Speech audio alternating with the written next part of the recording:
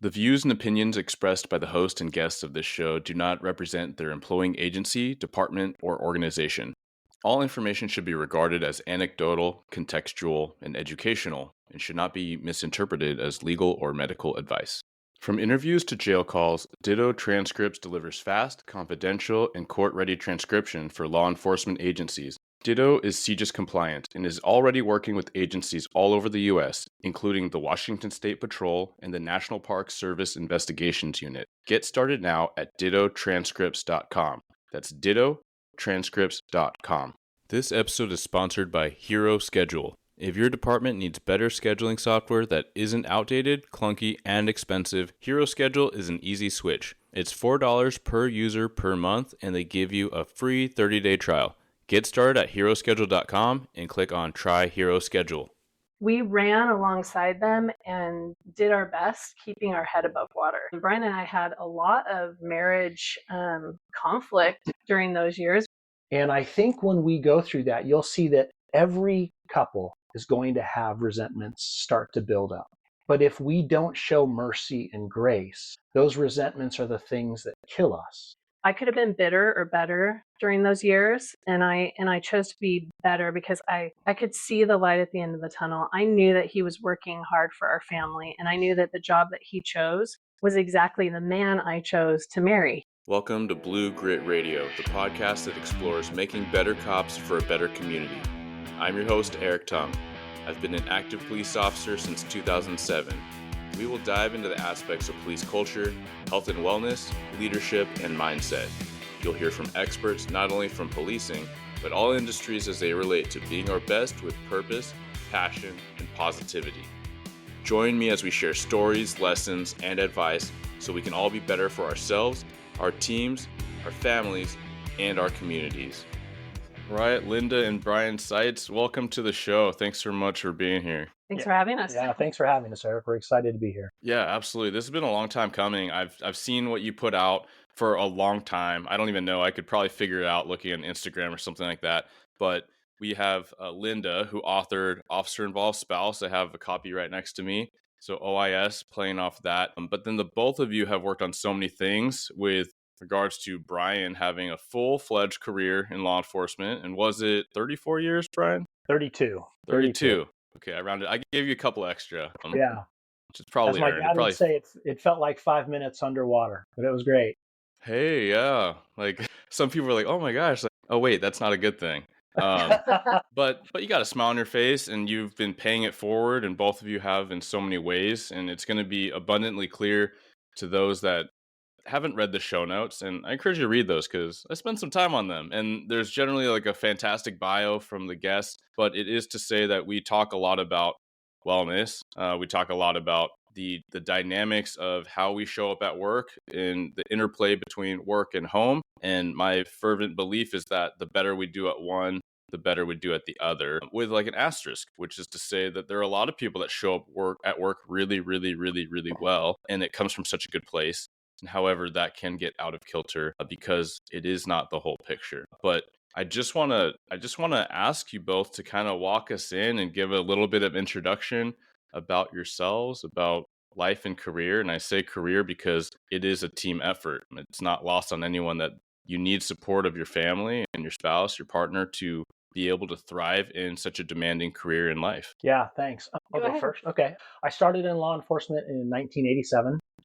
And I made a joke about it being 5 minutes underwater, but honestly, I had a fantastic career. I was with LAPD for 5 years, loved it. I didn't leave for any bad reasons. I was well trained by them. I was loved on by them. It was all good.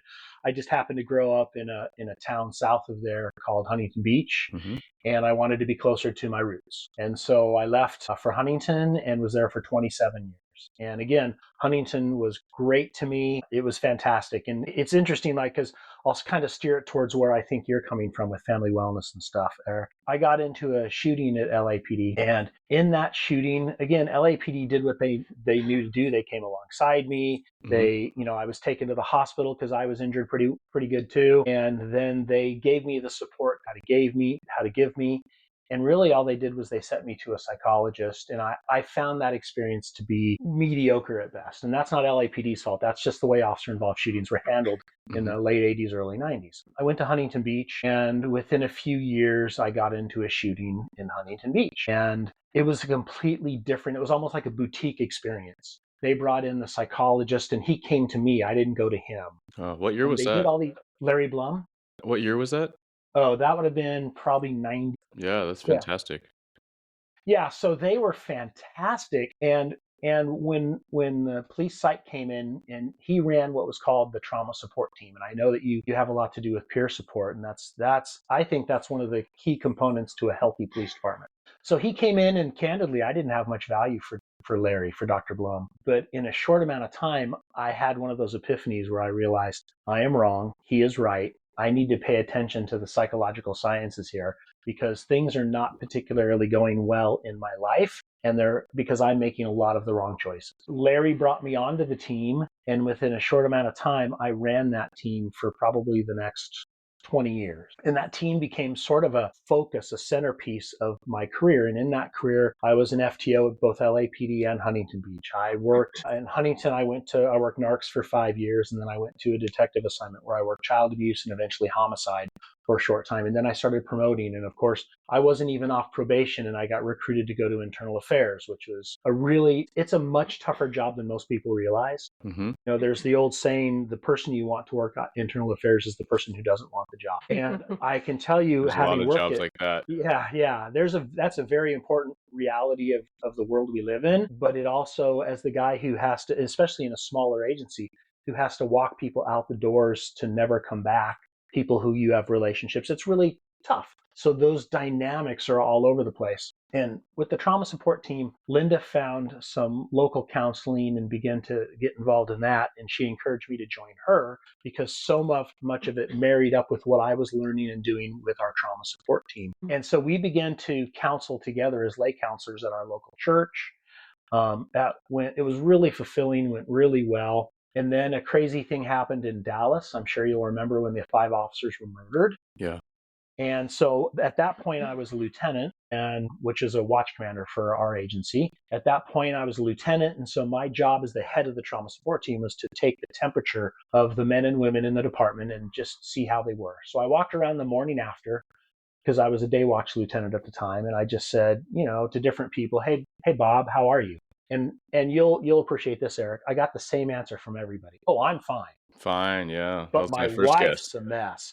I'm fine, Mm-hmm. but my mom asked me not to go to work today. I'm fine, but my daughter cried when I left to go to work. So my assessment was that these men and women were not fine, that they were doing the standard law enforcement thing of masking their emotion and just sucking it up to go along to get along. So I went to my chief at the time and called our police psychologist. And we put together a department-wide meeting, not for the officers, but for the spouses and moms, because, we hire 22-year-old babies. Mm-hmm. And their moms are really a big part of who they are still, moms and dads. Sure. And so we invited all the other people to that first meeting, and it was a huge success. And Linda and another woman did an amazing job of running those people through a curriculum for that probably lasted until I retired. And so that's kind of where we're at today. Yeah, fantastic. Linda, you want to jump in? Yeah, I think, we had both been equipped in our lives without really even recognizing it because we were both kind of in these psychological sciences, like side roads. I was a behavior tutor for children with autism for years and years and years in the school district. Yeah. And then the 2016 murders happened in Dallas. Then the psychologist comes in and we run a family meeting. And from that, we took the wives and started our own support group, which was called Support for Officer Spouses, SOS. And from that, we just kind of put into play all of the things that we had learned up to then and how to support and really honor the wives at home. Because up until that point, I was just kind of a sidekick along Brian's long career. Yeah. And I was fine with that. That is how we dealt with it. In the late 80s, early 80s, even into the 2000s, there was really no support for officer spouses. That we ran alongside them and did our best keeping our head above water. And Brian and I had a lot of marriage conflict during those years. We had 3 little kids at home. It was hard for me to work because I didn't know when I could count on him to watch the kids, and I couldn't get a job that paid enough that would allow for babysitting money. So it was like, and I know that people are still struggling with that even today. What do I do as a wife at home? Because you're home for days on end, sometimes months on end. And with the riots and things like that, I've heard from couples that these officers are working 30 plus days in a row. Yep. That is hard on the officer, but it is also hard on the spouse at home. So I got to step in and really encourage these wives and give them tools and tips on how to be the best wife at home that you can be, even when you don't know when the next time your husband, you're going to see your husband at home. There's a lot of negativity in those groups. A lot of officers don't want their wives to go to any kind of wife group because it just seems like it's a place for gossip and privacy to be let out. Yeah. And so we had to be really, really careful. But we took education from the police psychologist who was on staff at that time, which was Dr. Gina Gallivan. She runs out of LA. She still does assessments. She works with hundreds of cities, and her website is Help for Police. And she helped me every step of the way and kept encouraging me, like, law enforcement is not the most dangerous job, Linda. Make sure that you put these wives' belief systems into perspective and help them in that way. And so she and I worked congruently together to make sure that the wives had appropriate support. And from there, I don't know if you want me to lead into, but we now do Blazing New Trails a weekend for law enforcement marriages. And I am so grateful to be a part of this because I get to pour into these couples and to these wives in a way that I wish I was poured into when I was a young wife. Yeah, I love that. And we will return to that. I'm glad you gave the sneak peek, and thank you both for running through quite a span of topics, and I feel myself wanting to ask all these things, so I've taken some notes. But I kind of want to cut back and forth between you two and maybe go a little bit chronologically as far as what you've shared so far. Pretty quick, within a few years, Brian is involved in his first officer-involved shooting, and it's LAPD. And so I think a lot of people, whether they're in the industry or in the area or just somewhere in the country, hear, okay, LAPD, that kind of makes sense. Like, it's a big, huge city and a lot of things happen. Do you remember what that felt like, Linda, as far as being a handful of years in, and now this is kind of like the big deal that we imagine our officers may be faced with? It was a little bit scary, but I stayed reserved because I was waiting to hear from Brian all of the details. And I know you get this a lot, like, wives, we shouldn't ask for too many details in the first, few days. But it was during a time when we were in transition to moving to a different city. So it was this weird time of hearing from him. I could be on the news. I might be sued. They might have to take me in for more questioning. And it was just, I felt like I was just walking on a tightrope the whole entire time. Now, they took Brian in for counseling, but they never reached out to me. And at the time I thought, well, that's pretty normal. What are they going to do for me? But now fast forward, I know that there's a lot that they could have done for me. Yeah. And Brian, you alluded to you being injured, and I similarly had my officer-involved shooting where I had some injuries, I had some burns, and so I feel like for myself, I'm curious what your thoughts are for yourself. We have a tendency in law enforcement or first responder work to say, oh yeah, that was a big deal and it's in the news, or yeah, it was super dangerous, but the suspect's down or the suspect's hurt, and we're okay, right? Like, we're okay. We did what we had to do. We had our training. I had my buddies. You don't really get to inflate that false confidence or that veil of security to your family when you are actually injured. You care to share on what your thoughts were on that then and or now? Sure. That was a point. So my dad was a police officer with LAPD in the 60s, 70s, and 80s, and he retired in the mid 90s. Oh, wow. And that was a blessing for me. My dad is one of my heroes. He's a great guy. I mean, I just can't say enough wonderful things about him. But his advice wasn't always perfect. And so one of the things he told me was, don't burden your wife with the detail. You don't have to go home and tell her the things you did. Just, tell her everything was fine and move on. And so when I had something happen, and I worked in an especially difficult area back then, I could call my dad, right? So I had somebody to debrief me. I had somebody to go over tactics with. He actually knew tactics really well. Yeah. And that shooting was one of the few times my dad and my mom were out of the country and unreachable. And this is before cell phones or anything. So I had like another guy who acted as my dad. I called him. I didn't call Linda. I called him and said, hey, I've been involved in a shooting. I'm sitting in the captain's office waiting for whatever. And he's like, okay, you want me to come down?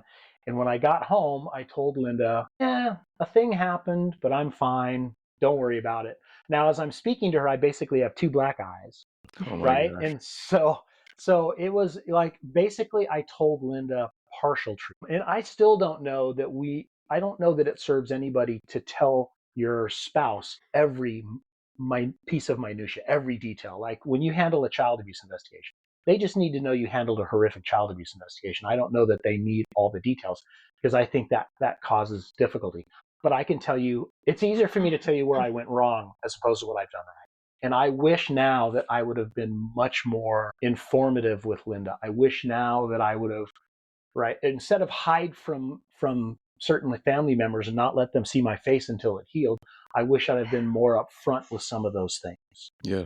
And so there's a balance there, and I don't know what the perfect balance is. I just know I missed it pretty significantly. Yeah, and I want to get your thoughts, especially Linda. But we've thrown this idea around well before the podcast started, but with my crew and with people I work with. But where we've landed and continually to talk about this theme on the show and other places is you got to talk about it before it happens. Ideally, right? You talk about it with your family, and you kind of find that sweet spot on the not so big calls, because there are spouses and partners that they are really wanting to know more. They lean in, and that is kind of it's almost a point of connection. But I hear you, Brian, and I'm there too. And I've found the too little and definitely found the too far, too much info side of things, sharing and essentially exposing my wife to like secondary trauma, because I just have this verbal vomit and I want to share. And sometimes that's how I process, but connecting these ideas to, you need somebody, and then toggle what you want your partner and what your partner's role,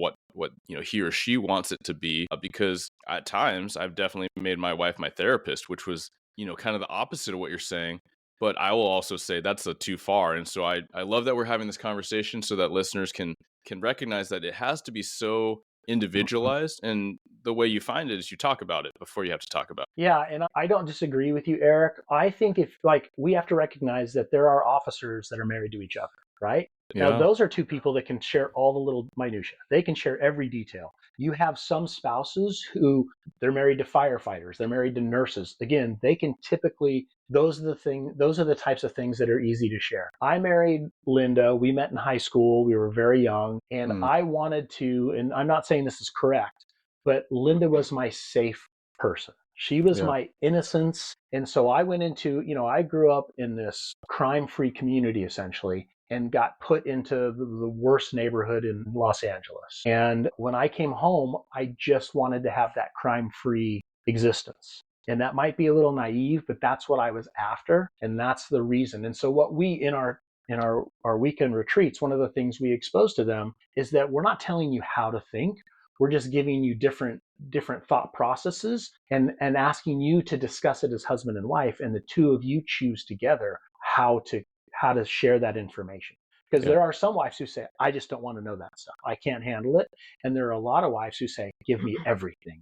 And I'm not telling you either one of those are wrong. They both can be very right. Yeah, and there is that sweet spot, and sometimes it's developing the vocabulary or the I guess like the code word, or just, hey, it's been a day, and then the first responder grabs the dog leash and goes off for the first 5-10 minutes, and then everyone knows, right?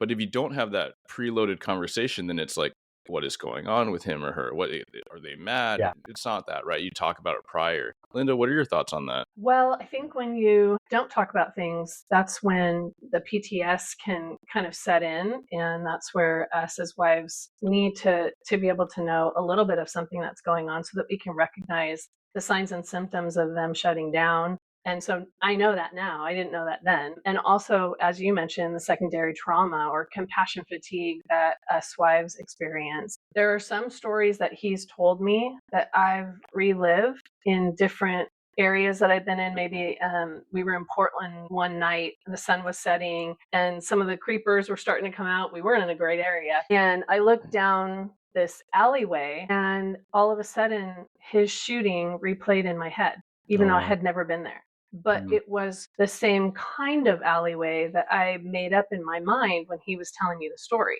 And I looked and my whole body froze. I went into chills. I couldn't move. And Brian's like, come on, Linda, we got to get to the car. Like, get the kids. And I was shaking. And so years later, I talked to our doctor, Gina Gallivan, about that. And she said, that is trauma. Like, you've experienced, like, you were probably so worried about Brian that you just internalized it because there was nowhere to go with it at the time, that it came out in something that looked similar to the story that you had played in your head. And I just thought that was so interesting. And it's interesting to talk to wives about compassion fatigue and to help them recognize that they can experience that and what to look for in your husband. So yeah, vicarious trauma is a real thing. Yeah, 100%. And that association is so key. And I invite people that are listening and that share this with their family members, or for the family members to kind of be prompted, like, hey, what are these things that we associate with? Because sometimes it's not as visceral or as obvious as you just described. But, my wife talked about this when we were moving from our house. I got this house before we were together, and then, Chelsea moved in. And then when we finally decided to move in the last, year and a half, it was after the fact. So I don't think it's practical to move when bad things happen in a certain house or place in life. She said, man, I'm not going to miss being on that deck, because sometimes, like, I was standing on that deck when you got driven home after your shooting, and I was just like kind of paralyzed. It's not something that was front of mind for her. We played with our daughter on that deck and all these things, enjoyed sunny afternoons. But she also watched, my canine go into seizure before I had to take him in and put him down, when she called me in a panic when I was at work and I rushed home. So some things we're kind of, looking forward to moving beyond or away from. But I think that these things can be really sneaky. We don't kind of analyze them. I'm going to cut to Huntington Beach now. And most people, especially on the West Coast, like, hear that, they're like, oh man, like, that sounds amazing. I will share this, Brian. You're a healthy, vibrant looking fella. I'm sure you're in good shape. It appears that way. You sound really balanced and regulated. I had a colleague that was down from Riverside area, and he said, for whatever reason, it came up that he really wanted to work at Huntington Beach when he was a younger cop. He said, but he wasn't tall enough. He wasn't strapping enough. He wasn't the guy that could just, like, just take his uniform down and then get on a surfboard and rescue someone. So he's like, yeah, so it wasn't for me. They didn't want me. He's like, I'm more like a behind the scenes kind of guy. So I'm paying that compliment to you because that was what I was taught from someone else. Yeah, Huntington Beach had a reputation for knuckle dragging police officers. I'm not sure if that's true or not, but we definitely, like, a lot of people considered us the LAPD South. And I can say both agencies are great agencies, and I'm pleased with both of them. Can I talk about vicarious trauma real quick? Yeah, please. I know we're all over the place here, but one of the things I would want to say is one of the reasons to share with your spouse is because, and you know this from police work, Eric, my imagination will fill in the details that I don't have. And oftentimes my imagination is much worse than the reality. And so if we can go out on a limb and share some of the details to fill in that thing, because when I hold things from Linda, at some point she begins to think there's something I don't want her to know, which is how resentment starts. And one of the keys to a happy marriage is defeating resentment. I don't resent Linda for the good that's in her and the good things that she can do and the good talents that she has. We like to say we make each other better, because where she's weak, I'm strong, and where I'm weak, she's strong. And so that's one of the other reasons to share things, so we can keep each other strong and whole and not let resentment build. Yeah, no, that's key. And I encourage people to think about all the ways you can apply that in your lives. And I shout out to the dispatchers, because I think about that when you think about the blanks and filling in the blanks, and they hear a lot of it. They literally, if they're the call receiver, they heard the tone, the tremble of someone's voice. And then, they're like, okay, what happened? Like, officers cleared with contact. What does that mean? Like, it sounded like Yeah. someone's getting killed. We're like, hey, like, don't bug us, move on. So I know that there's that dynamic within any type of team and relationship. And so I appreciate you focusing in on that too. With Huntington Beach, again, maybe it's just my perception of it being more like a vacation spot. Was there any part of you, Linda, that was like, okay, cool, we've moved out of the big city, now we're back kind of close to home, and then there's another OIS, and you're like, oh my goodness. 100%. I thought he was safer in Huntington. Come to find out, there's bad guys everywhere. So Yeah. it felt a little better. He was closer to home. You know, LA, he would work 5 days a week, have 2 days off, Tuesday and Wednesday, and then those were inevitably his days in court. So he was working 7 days a week. And so to make the change to Huntington, where they were definitely a little more family friendly, weren't as much of a number because it was a smaller department. And there were actually things like the SOS units that we could develop there very easily. It felt better, but yeah, there was still a little bit of fear. Like when he was in Huntington, he went undercover too. And his hair was a little bit longer than mine at the time. And so I know that he was going out wired up, buying drugs. And that was a little bit scary. He was on 24/7 call outs all the time. And it's just kind of how we ran our life. Now, again, I want to bring it back to like, I could have been bitter or better during those years. And I chose to be better because I could see the light at the end of the tunnel. I knew that he was working hard for our family. And I knew that the job that he chose was exactly the man I chose to marry. He was someone who had integrity. He had justice. He wanted to make sure that things were right versus wrong. And so when you marry a guy like that and he becomes a police officer, you kind of got to go with it. In the end, it was a very, very good career for him and for all of us, even our kids. Like our kids have a definite common sense approach to life that I'm happy about. They really kind of get it. My old partner, one of my partners in NARCS, who sadly just passed away 2 months ago, used to have this saying. He'd say, Brian, Huntington Beach has the exact same crime as South Central Los Angeles. We just have it with a little less frequent. And that's absolutely true. Thank you for sharing on that. And one thing that stuck out to me, especially from the intros, is that it seemed like Huntington Beach has a lot going on, and they've had it since, at least the late 90s, which is, I mean, we're talking about some of these things that even my department, we don't have some of these factors quite built out, or we've tried different things for spousal support, but definitely not as robust or organized. But I mean, that's like a shout out to Huntington Beach for having a lot of these wellness mechanisms for a long time. And we still have departments that don't have a trauma informed or any type of resource with peer support. Yeah, Huntington Beach, I want to say they started their trauma support team in the late 80s. That was Sergeant Ed Duell with Larry Blum, the psych we mentioned. And they're just have been ahead historically on so many different things. One of the things we ask people is, especially in our retreats, we'll ask the officers how many hours of training. I don't remember the actual answer anymore, but how many hours of training does an academy in Washington require? 500, 400, something of that. How many hours of training in California? 720. Okay, yeah, in California we have POST, police officer standards and training. I'm sure you have a similar organization up there. Mm-hmm. How many hours a year for minimum mandatory requirements? And then how many hours a year does the spouse get trained? And it's typically zero. Yeah. And has the spouse ever received any training? No. I don't think we've ever had one spouse receive training before. And so in our retreat, that's the first time we get the spouse in, and their mind is blown at what's out there for them and how people will come alongside them and people will love on them and we'll help them build programs in their agency and we'll help them do whatever it takes to do for family wellness. I saw you were with IACP for a bit. Linda and I used to travel with IACP. We taught at conventions in Orlando and Chicago and Philadelphia. And so that before I retired, that was a thing. Yeah. No, shout out to IACP for bridging so many new ideas, everything from, and we were talking even off recording about, Huntington Beach back in the day having all these advanced tactics and resources, air support and SWAT. But then, IACP to talk specifically, they have a wellness conference. And I haven't been affiliated or working with them, but I do have so many contacts from there and have been able to go to a couple conferences, which I'm very grateful for.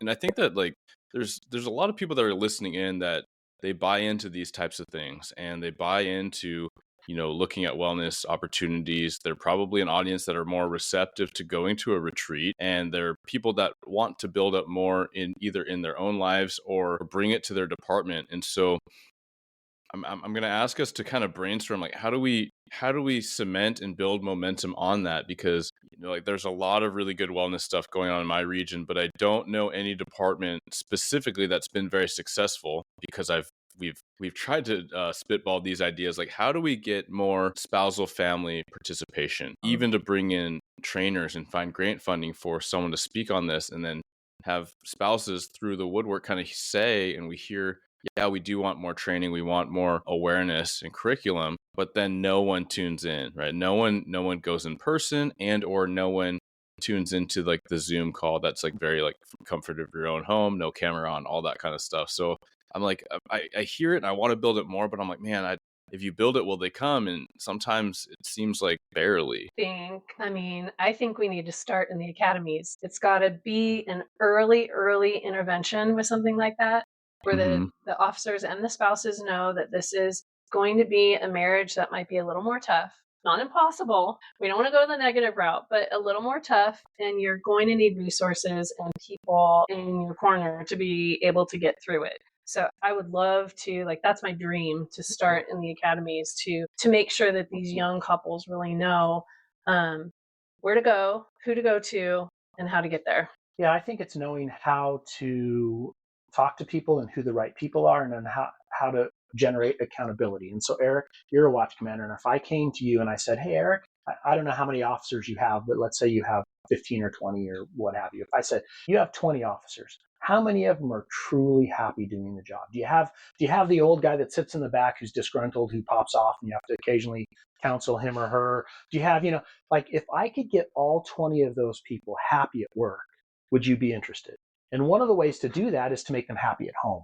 And so if I can improve their home life, and that bleeds off into their work life, and then if they're happy at work, then we have less chances of them misbehaving, right? Because we're all stained when we see the occasional officer, and it's much more rare than most people think. But when we see the occasional officer behaving poorly, we all get stained by that blemish. And so if we could reduce all of that all the way down, that would be huge. CP started doing this in 2018, I'm going to guess. It could be 17, could be 19. Yeah. But they had a ton of money for family wellness. They sought federal grants, and they got huge federal grants that went to all of the departments, probably yours as well. Now, here's the funny thing. Those federal grants were overseen by politicians. And so ask yourself, how much of that money? I know of a city in the Los Angeles area who took their family wellness money that was geared towards first responders, law enforcement, and firefighters, and they used it to paint a mural because they said murals make people happy. And I can tell you, I don't know a single cop who thinks that's a good idea. Not one. Or wife. Or wife. Or family. So I would say that, like, if we can do, I don't want to call it a sales job, but if we can just present basic statistics, everything from how much training wives get, everything from what resentment looks like in a marriage, everything on why law enforcement marriages are sometimes more challenging than typical marriage because of shift work, because of the stress of the job, because of, we take 22-year-old people. I mean, so we all know fight or flight, right? So it's actually fight, flight, fawn, or freeze. Thank you. Right? So those are the ones. So what does the academy train our officers to do? To disband the three. The only option for you is fight. Yeah. And people want to understand, why does the academy sometimes turn out these young men and women that are angry? Well, because anger is a great emotion to tap into fight. If they're not angry, they're going to run.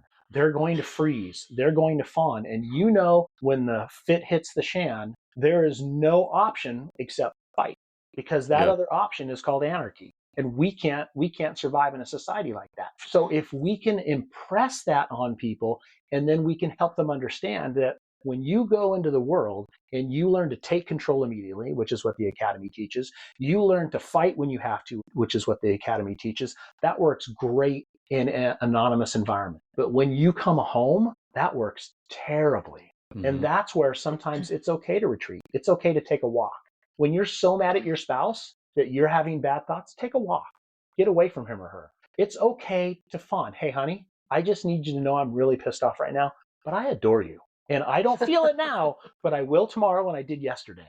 So can we just take a break from it? That's okay. When then the Yeah. wife says, I adore you too. And I understand that anger is a secondary emotion. So I'd really love to dig in a little bit and find out where that anger is coming from towards me. Yeah. Because I am not a suspect. Yeah, and so much of that is key, and just to connect some of these ideas.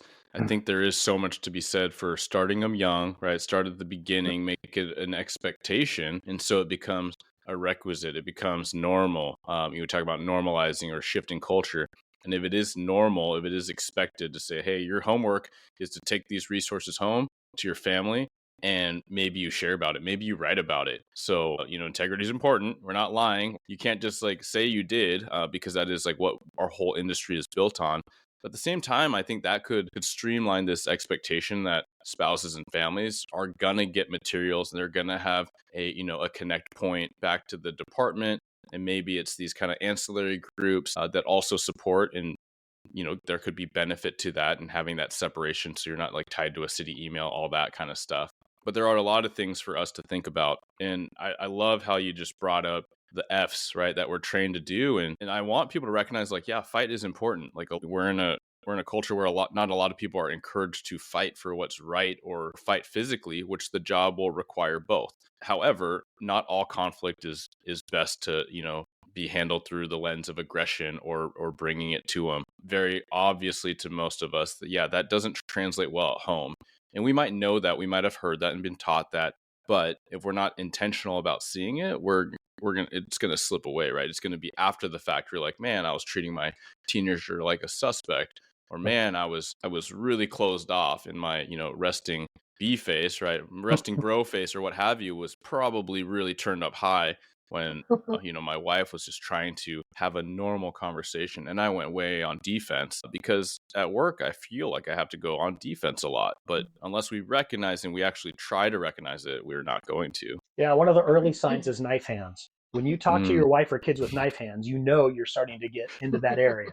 Oh yeah. And then I think that just like when there's a certain personality of a guy who wants to be a police officer, right? So there's already kind of that personality coming home. But I was talking in a peer support group once and trying to encourage spousal support groups, and I had an officer tell me, my wife doesn't need anything like that. In fact, when I get called in the middle of the night, she nudges me like, hey, you better take that, it might be some overtime. And I thought, yeah, like the police spouse can kind of end up getting a little gruff and kind of falling into that rut of the wheel that is very far into that pathway. And I think that all officer marriages need to look up every once in a while and say, like, can we try and do normal life together somehow, some way, apart from law enforcement, and figure out ways to do that. It's interesting because we get some couples in our retreat, and some of the officers, forgive me, but are acting like super cool, and they're sitting back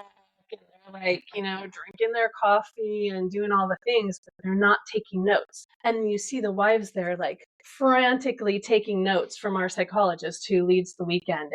And so I do get up every once in a while and say, hey, guys, first thing you can do for your spouse this weekend is take notes. Let them know that you can push off that cool persona and say, I really want to learn, and I'm going to learn by taking notes, and I'm going to look back at these notes, and I'm going to debrief with you after this weekend, so that this weekend isn't just like this mountaintop experience, but it is something that we're going to carry forward. And me as the leader of our household, the officer, the man, will take that forward, and I will make at least one change in the next 3 months. Like, that's all we spouses need sometimes to just like keep going in this life. Yeah, that's huge. And I think that could be a defensive posture, or it could be, not maliciously, but like, yeah, I've heard this before. I've been taught this. But I would encourage those in that type of setting, whether it's your training or someone else's, is to say, maybe you have heard about compassion fatigue and you could describe it, but then maybe you have on your notepad, where has this shown up? Or how is it going now versus the beginning of my career or mid-career? Am I doing better or worse than other times? Not from a judgment place, but just from an awareness place of what things help that. Make just little notes so that you can talk actively with your spouse later. I do want to this time is going so fast. This happens. But I do want to give another nudge to your book, Officer Involved Spouse. One thing I really appreciate about is it's so much like a workbook, and it's almost like coursework. And I don't want that to scare people. I want people, because so many listeners are very action oriented. Our industry is very action oriented, and spouses right alongside us, right? There's tangible things of reflective nature, and I've gotten so much from a lot of books like that, where it's literally like prompts, and you read a passage, you learn an anecdote or some specific curriculum, and then you should, like, you don't have to, but you really should, like, break out a notepad or like open up a document on your computer and start jotting like what your reflections are and how to actually get tangible movement, because it's all great. Information is just information until we do something with it. Right. Yeah. That book was written during COVID and the riots and everything. And we had a ministry before that in nurturing marriages through our church. Mm-hmm. And during COVID and the Black Lives Matter and defund the police, I took notes that I had from years of being a young police wife, because I've always loved to kind of write, just jot down notes. And I compiled that book in 6 weeks and had it out the door. So it was important to me, because I felt like these are the things that we talk mostly about when we talk to law enforcement couples. And just like you said, I want them to have an action step at the end of each chapter to make sure, do you really get it? And just like the officer who said, my wife just wants me to take the call for overtime, there's more to your wife than that. And so do you know, like, where she's rating the topics that are coming in your law enforcement marriage? Do you really know how she's rating them, or does she keep them quiet because law enforcement life builds us as tough cookies too? Sometimes us wives, we shove aside the things that we're really feeling because we know we just have to get to the next week. And every once in a while, we need to debrief too. And this Officer Involved Spouse book is a really good way to debrief. The last chapter is our very personal chapter of how we really get through it. And we are a couple we're a Christian couple, and we honestly know that God has saved our marriage. So I let you get through the whole book. And chapter 7 is the reality of where we're actually coming from, and hope that you would want to come from that angle too. Yes. Well, thank you so much for sharing that. In addition to the retreat and other resources and training you provide, there's so much power to retreat, and we could unpack that in a whole nother episode. For those listening in, the likelihood is that if you look back to summer, July is where you'll find an episode not on first responder retreats, but the power of retreat with Dr. Jim and Dr. Lisa. And so please explore that if you haven't. But just to build off of that, and maybe we'll summarize some conversation, and maybe the last points I'd love for you both to share from your perspectives is there's been several themes on resentment and I'll call it grace, right? I think it was the Gottmans, right, that talk about resentment. And if a couple gets to resentment, then that's like, ooh, like that's danger zone. If I'm resentful towards something, feeling towards my spouse or something they say or do, and I met with that, or I garner that type of emotion or that type of response, like we got to hit the brakes, and we got a lot of work to do. And then with grace, I heard it several times. I even heard, in reference to LAPD, like, hey, they're doing the best they could. Like, times are different. There wasn't the awareness of information. You even said with your dad, like your hero, right?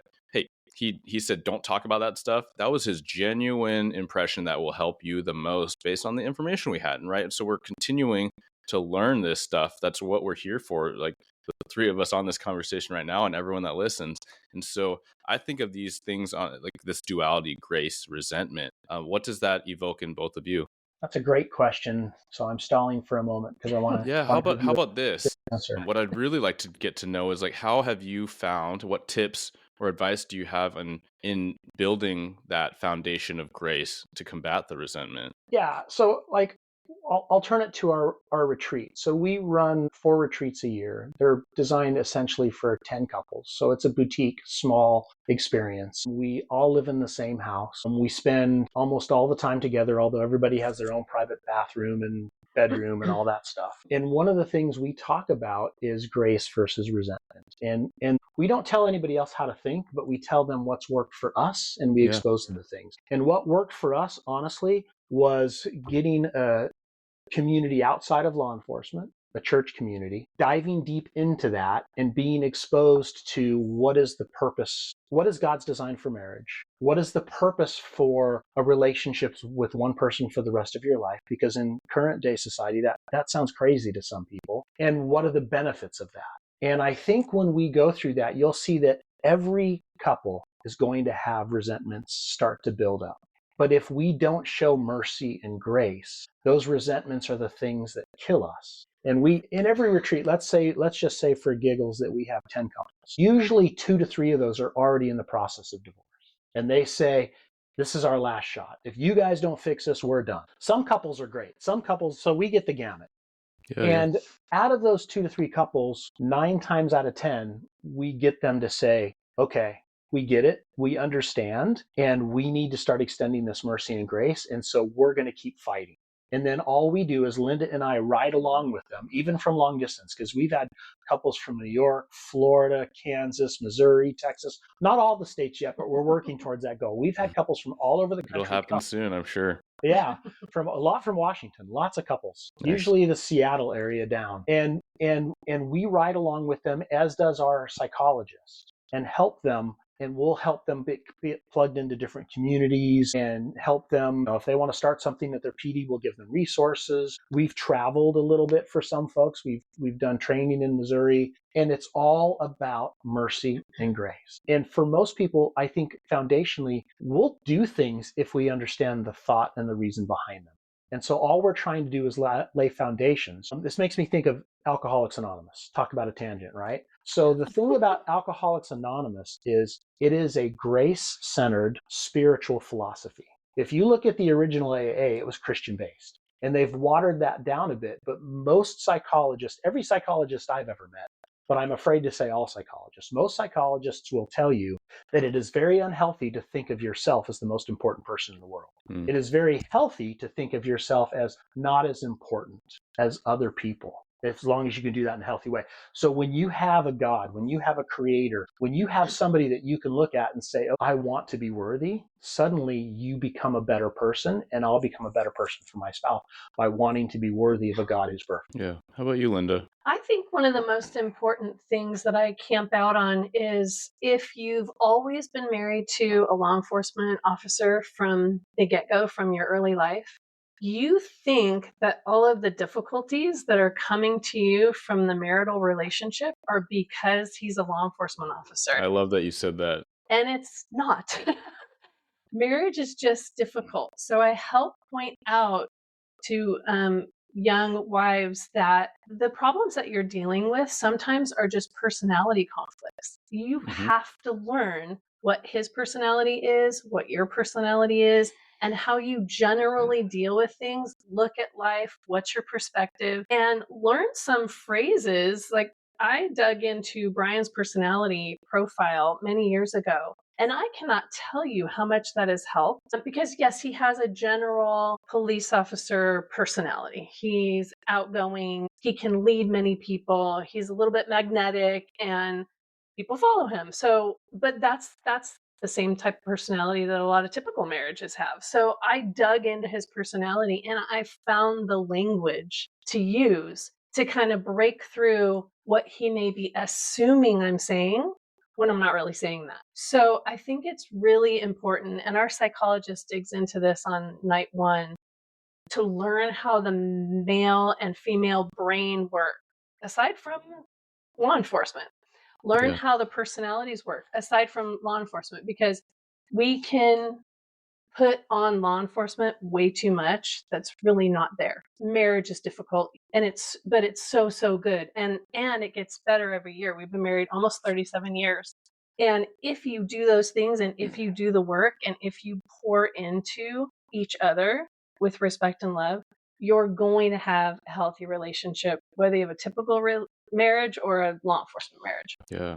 I love that. I think that there's so much power in it. It is some degree of ownership, right? It's not like we're not just going to blame the industry. There are a lot of things where it's a yes and. Marriage is very dynamic and complicated, and you have kids, and you had 3 kids, and I'm just trying to navigate one sometimes, and that's a lot. And like disputes and personality differences, that's a lot. And the shift work is a lot, and the danger is a lot. But even coming off of, it's rare that in my position, I recognize I'm privileged in some ways where I don't have that showing up to work and, an hour away from end of shift where someone's like, hey, I need you to stay another 4 or 5 hours because we're short. I don't have that. But at the same time, when we're not on call, sometimes we're on call, and it's just a different job that provides a different stressor where, where I'm sure my wife is very happy that I'm not having to stay an extra 4 or 5 hours, randomly, but sometimes you do. And then also there's, why are you on your phone? Why are you doing emails at home? And because that's another work in progress, and things that come up. And so those aren't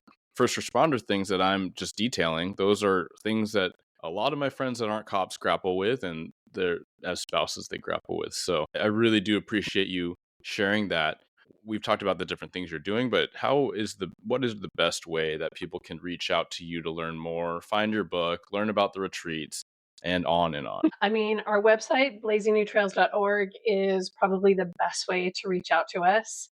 And then we're active on social media as far as Instagram goes. Our other ministry that you will find just pure marriage help is peaksandvalleys.life. That's another website which you can get all of our resources and everything through that. We have a team at Blazing New Trails. The mission is to bring healing to the hearts and souls of the unappreciated, traumatized law enforcement officers and their spouses. So it's a very worthy thing that we have plunked ourselves into in retirement. It's completely free. And it's funny, the founder recently passed away, and he and his wife were sitting watching the news during the George Floyd riots and just becoming very upset at the treatment of the officers. And so he was an old-time fundraiser, and his wife challenged him, I bet you can help these officers. And so he started calling all of his old connections and has raised money. And so these retreats have been completely free for all of our attendees and will continue to be completely free.